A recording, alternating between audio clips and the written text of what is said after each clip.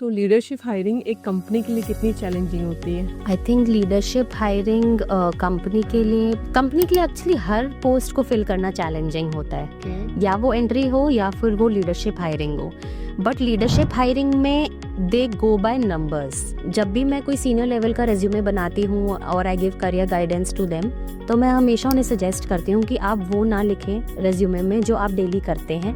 आप वो लिखिए कि आपने कंपनी के लिए एक्स्ट्रा क्या किया है इन टर्म्स ऑफ आपके अचीवमेंट्स, आपके मैट्रिक्स, आपने प्रॉफिटेबिलिटी क्या दी कंपनी को। फॉर एग्जांपल, आपने कॉस्ट कटिंग कैसे की, या आप स्टेक होल्डर्स से कम्युनिकेट कैसे कर सकते हैं, टीम साइज क्या रहा है, टीम्स को कैसे मोटिवेट करते हो। तो ये सारी चीजें एक CXO लेवल के रेज्यूमे में ज्यादा इंपॉर्टेंस रखती है rather than giving day to day task. किसी भी कंपनी भी देखेगी कि कैसा बेनिफिट दे सकता है। Exactly, because they are investing huge in CXO level positions.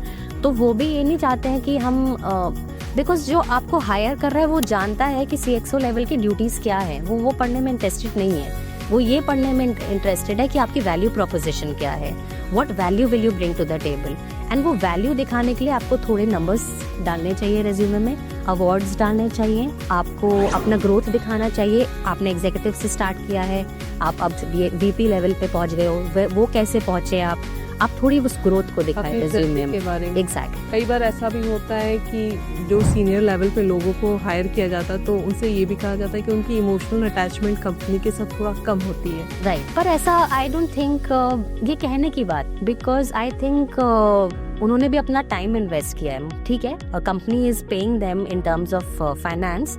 But when you grow in that company आप बहुत चीजें सीखते हो, not only functionally skills wise, but you learn from people also day in and day out. क्या कभी ऐसा भी होता है कि जो सीनियर लेवल पे जॉब सर्च करते हैं तो वो कभी उसके दौरान कभी वो नेगेटिव हो जाते हैं? नहीं, ऐसा नहीं होता है, मैंने बहुत कम केसेस में देखा है। पोस्ट कोविड हाँ बहुत सारे ट्रेंड्स देखे हैं जहाँ पीपल, अगर आप लिंक्डइन खोलोगे तो आजकल बहुत लोग हैं जो वो बैच ओपन टू वर्क लगाते हैं। पहले या कह लो कि विजिबिलिटी नहीं थी इतने लोगों की कि कितने लोग अभी भी अनएम्प्लॉयमेंट के उससे जूझ रहे हैं। बट आई थिंक कि ऐसी कोई इतना ट्रेंड नहीं है कि ये प्रॉब्लमैटिक है इतना ये एरिया। कई बार ऐसा होता ना कि आप लाइक की 50 लाख प्लस सैलरी पैकेज पे हो, लेकिन उतना एक्सपेक्टेशन जो आपकी है वो फुलफिल नहीं हो रही other company. Generally when you come to such a senior level, definitely job के सर्च आपके लिए लिमिटेड हो जाती है,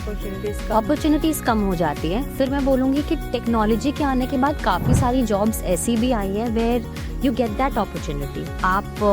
There are a lot of Indian Army, Indian Navy people who come to me and they say कि हमारा वो काम खत्म हो गया है, they have taken retirement, अब क्या कर सकते हैं। So I guide them, you can get into administration because HR में जा सकते हैं वो, because Indian Army का खुद का पोर्टल होता है, Indian Navy का भी खुद का जॉब पोर्टल होता है wherein they can apply jobs to jobs। तो jobs limited ज़रूर हो जाती है, बट कंपनी का ट्रस्ट उतना ही रहता है। एंड जहाँ तक सैलरी की बात आती है, I think salary at par मिल जाती है। हाँ, मे बी उस समय आपको उतनी ग्रोथ ना मिले, बट एट पार जितना आप अभी ले रहे हो, ड्रॉ कर रहे हो कंपनी से, उतनी आपकी सैलरी मिल जाती है।